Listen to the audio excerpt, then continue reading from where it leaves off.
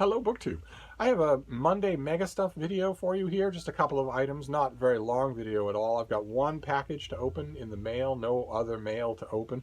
But I wanted to address something that I forgot to address, or rather, I wasn't allowed to address it yesterday. I was going to address Preptober yesterday, but instead I spent the whole day sneezing. One sneeze every 20 seconds. For literally the whole day.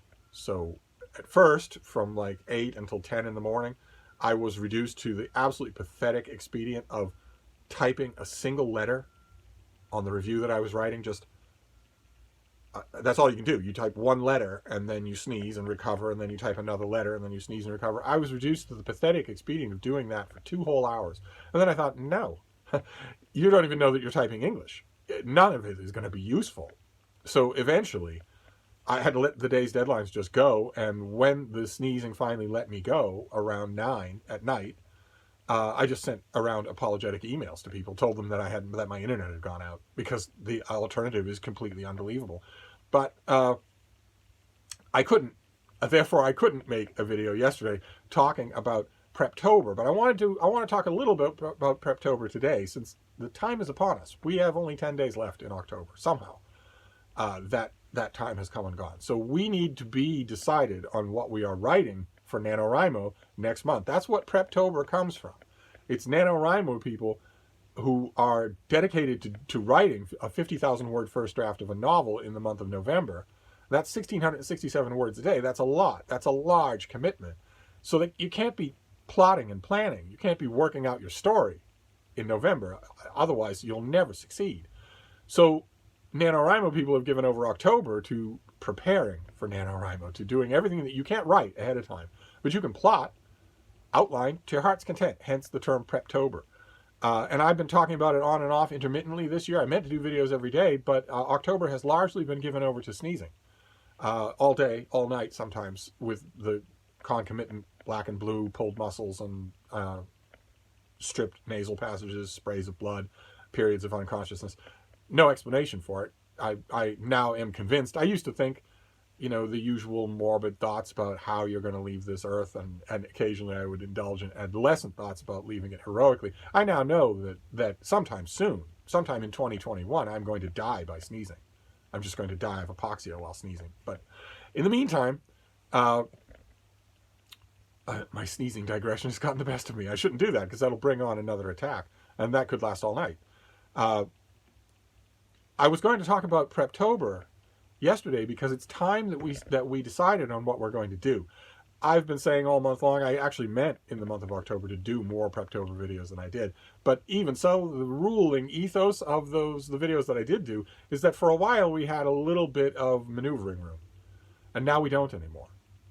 Now, if you don't start plotting and outlining now, then you're going to be out of time when November starts. And so, to make good on that myself, to practice what I preach, I've mentioned on this channel that I had 2 ideas. And when we're talking about ideas here, we're not talking about passing whims. Maybe something about, roller derby? Or kite racing? Dragons and kite racing? It has to be an actual story idea. We can go into what that is later on in this week, sneezing permitted. But I had 2 of those ideas myself. Plenty of passing fancies, but only 2 ideas. One was a story of intellectual adventure at the Eliot Annex, set in 1905 Boston, at a mythical branch of the Boston Public Library, where a bunch of intellectuals of various degrees of obscurity and surrender have found themselves gathering, and through some inciting bit of catalyst, they suddenly each realize their genius, and out of the Eliot Annex comes a brace of controversial and great work. An intellectual adventure, a book, a novel about writing was one idea, and also maybe a love letter to Boston.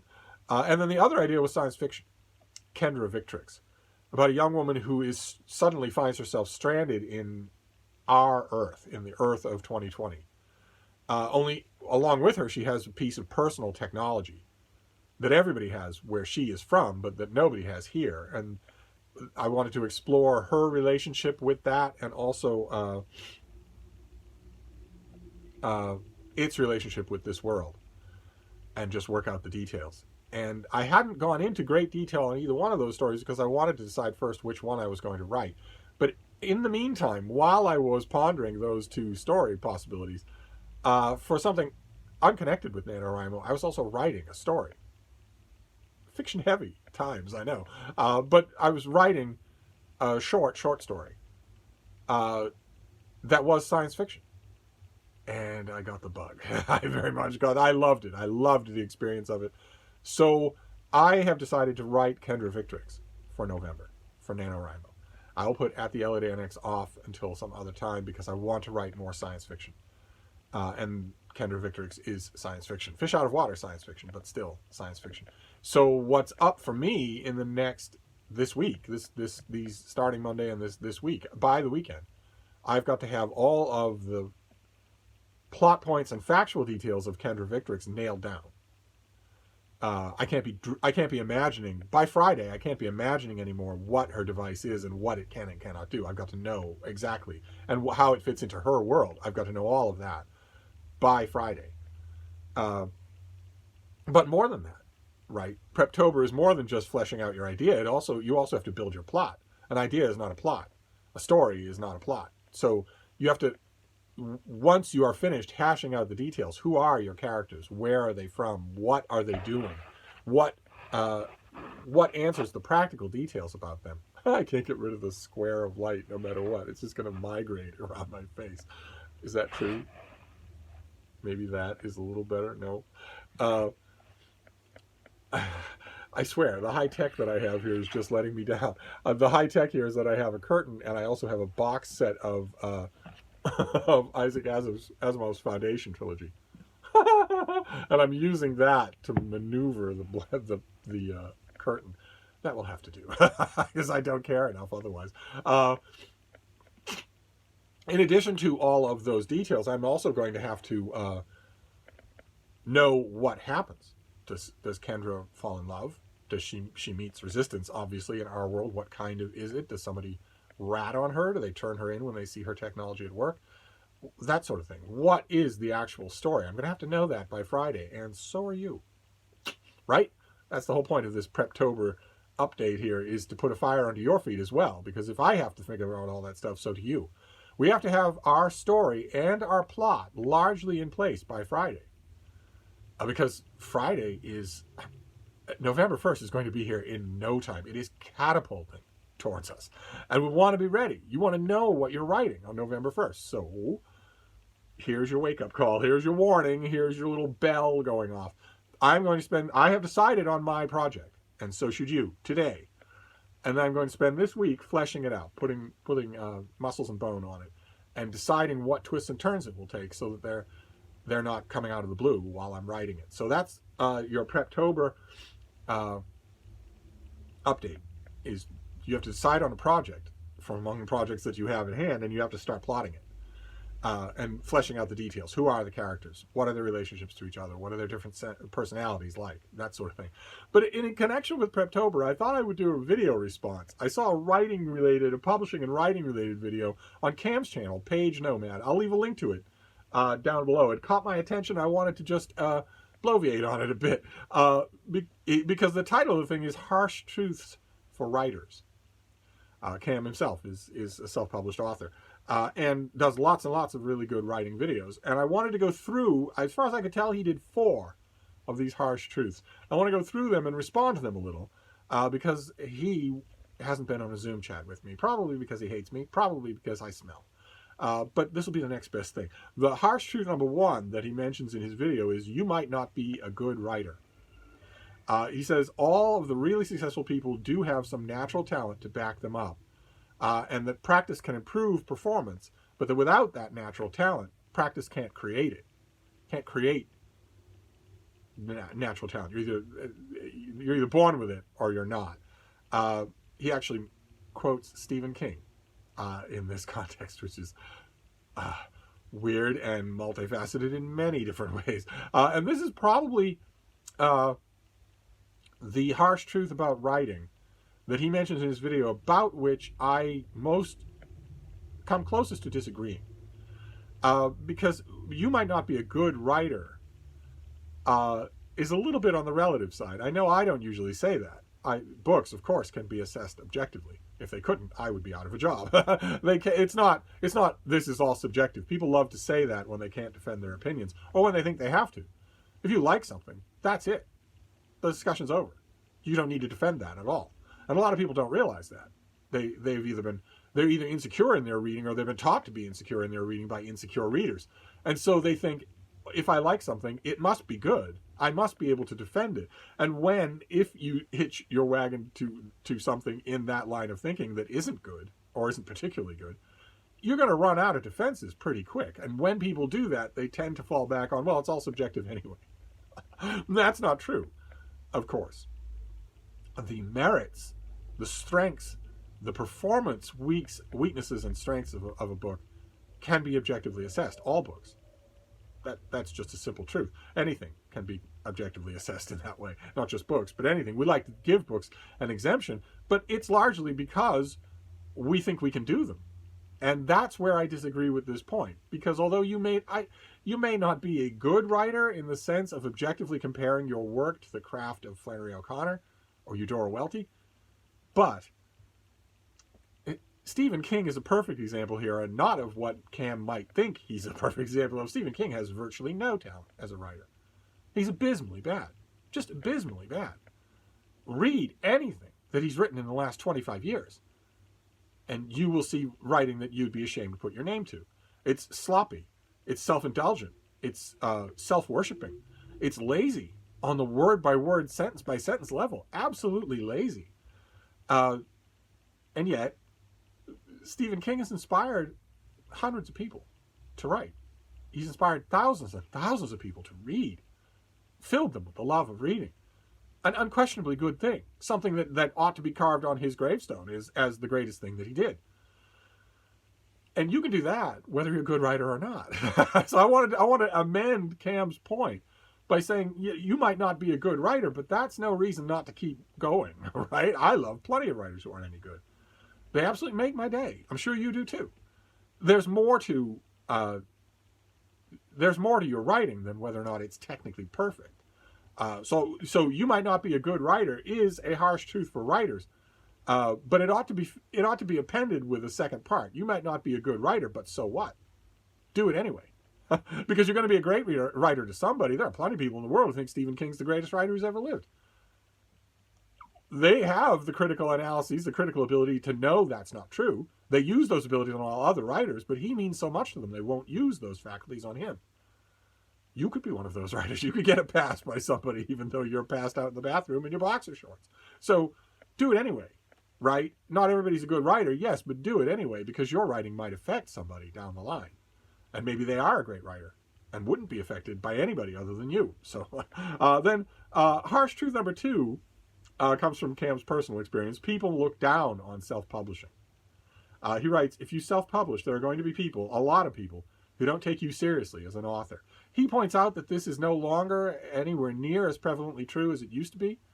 Self-publishing is no longer vanity publishing. Self-publishing has a greater degree of legitimacy in 2020 than it's ever had, helped not least by the fact that there are plenty of people who make a very good living self-publishing books.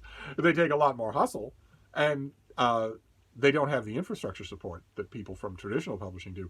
But it's not quite so. Cam is right. You are going to find snobs, but it's not nearly as uninviting as that. One of the main problems that I had with harsh truths for writers is that it seems to be discouraging you from trying at all. And here in the month of Preptober, we don't want to do that. We want to do just the opposite. Yes, people will look down on self-publishing, but the implication behind this point for Cam is that you're probably going to self-publish. Most writers do.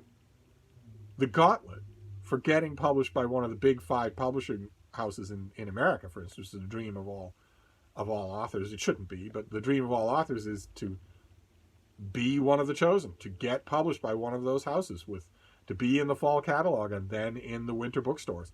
And the odds against that happening are astronomical, absolutely astronomical, and they aren't governed by worth. they're governed by happenstance. We're going to get to that because Cam has a point on exactly that. His next point is exactly that. His next harsh truth for writers is that luck will play a part. And oh my God, does it ever? It plays a gigantic, determinative part. You have a manuscript that's absolutely rock solid, better than anything that actually will get picked for the front list but it's buried in somebody's slush pile. Or 30 emails down in somebody's inbox.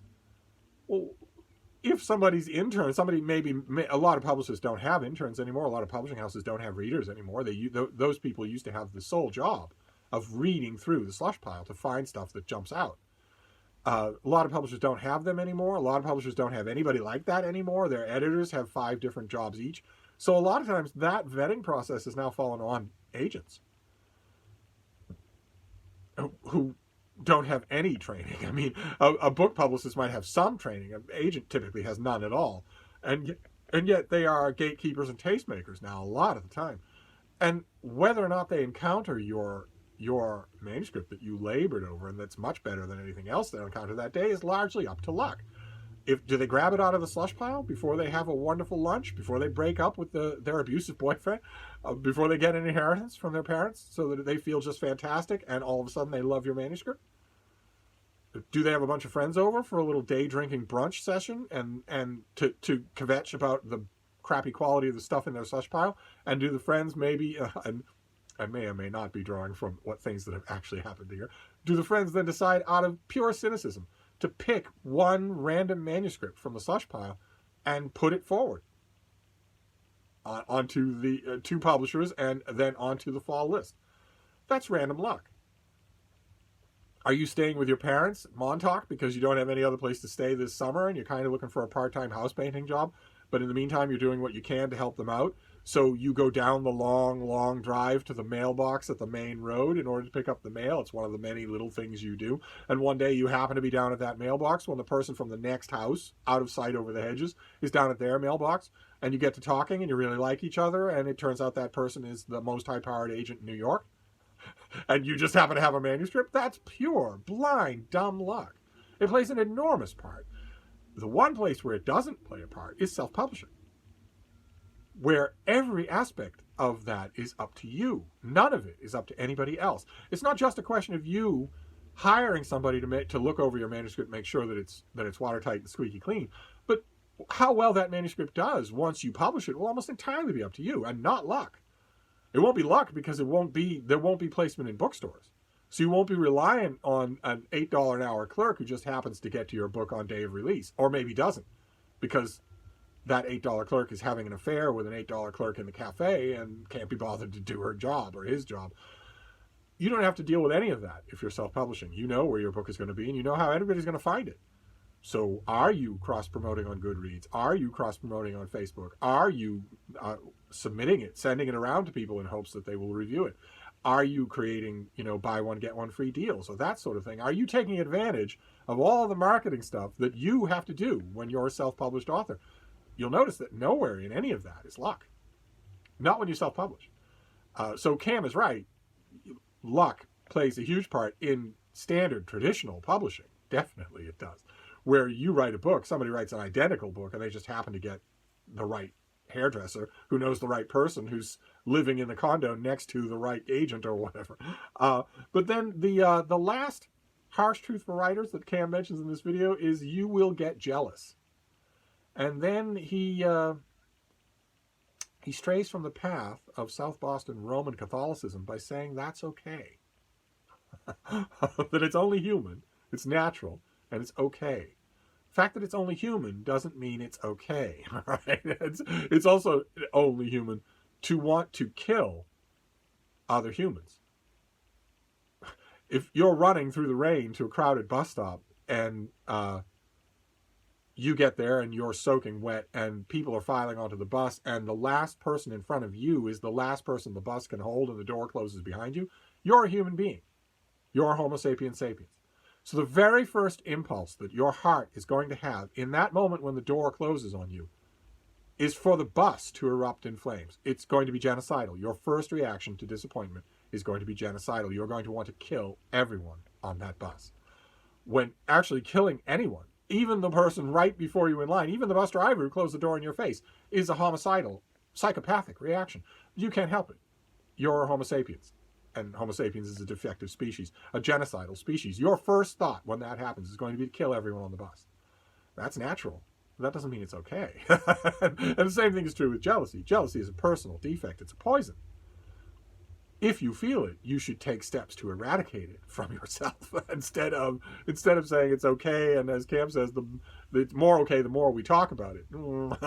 But he says it doesn't make you a bad person. What matters is how you deal with it.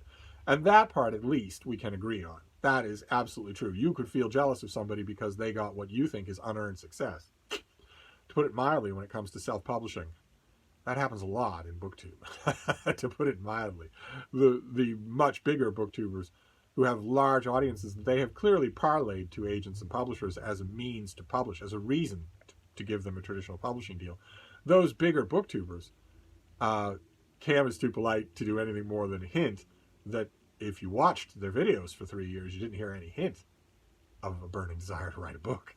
He doesn't stress it any more than that. I will, gladly. These people are absolute imposters. They are absolute frauds. They're grifters who realize that they have a large audience they can monetize and leverage into something that is something they might care about. They absolutely don't care about their audiences and never have cared about their audiences. But in addition to that, quite a few of the larger booktubers who get that kind of, serendipitous deal, the kind of deal that hard-working authors are naturally jealous of.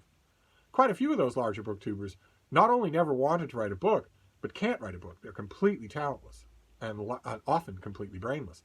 A couple of big examples come to mind that fill both those categories.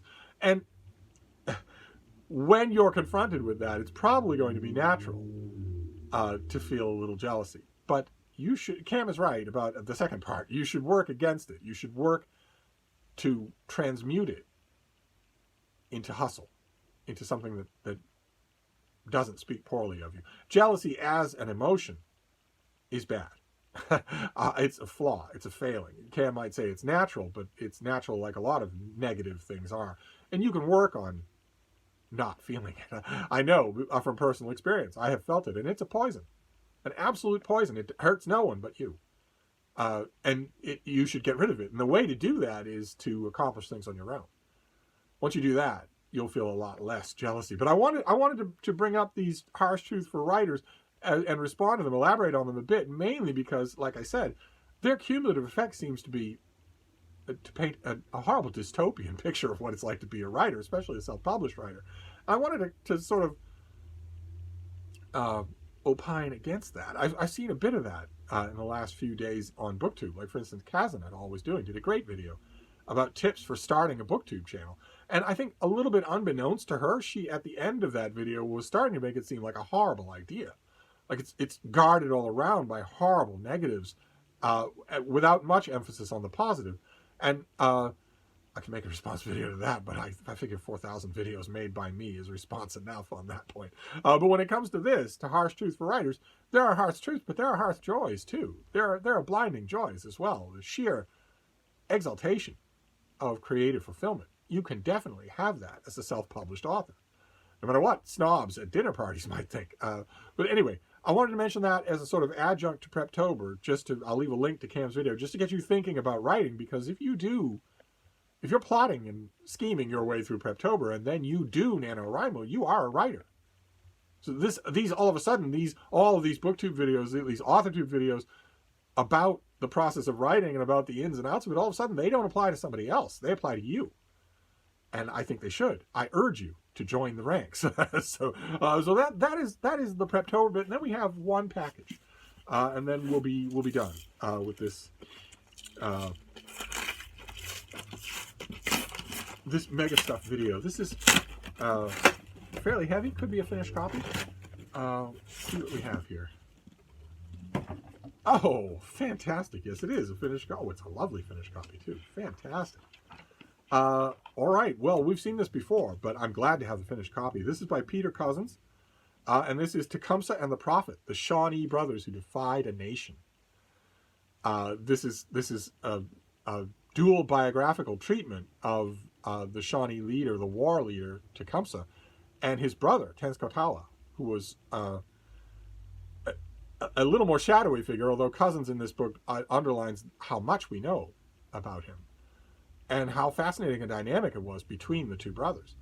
Tenskwatawa was not really a warrior. He was much more of, as the title suggests, much more of an inspirer of people, a movement leader in many ways, and this was recognized by a lot of prominent Indian killers among the United States government, in many ways, therefore, far more dangerous than Tecumseh himself, who was, as a war leader, limited by his equipment, personnel, that sort of thing. Whereas the prophet, no, the prophet could infect the hearts and minds of his people, and did, in a widespread way. And this is a terrific dual study of them, just amazingly good. So I now have a finished copy, which is great. If I'm going to get only one book in the mail, I very much want it to be a biography. So there you go. That is your MegaStuff video for Monday, and sneezing notwithstanding, if sneezing allows, I will make a MegaStuff video on Tuesday as well. But in the meantime, I'm going to wrap this up. But I'll be back. Thank you, BookTube.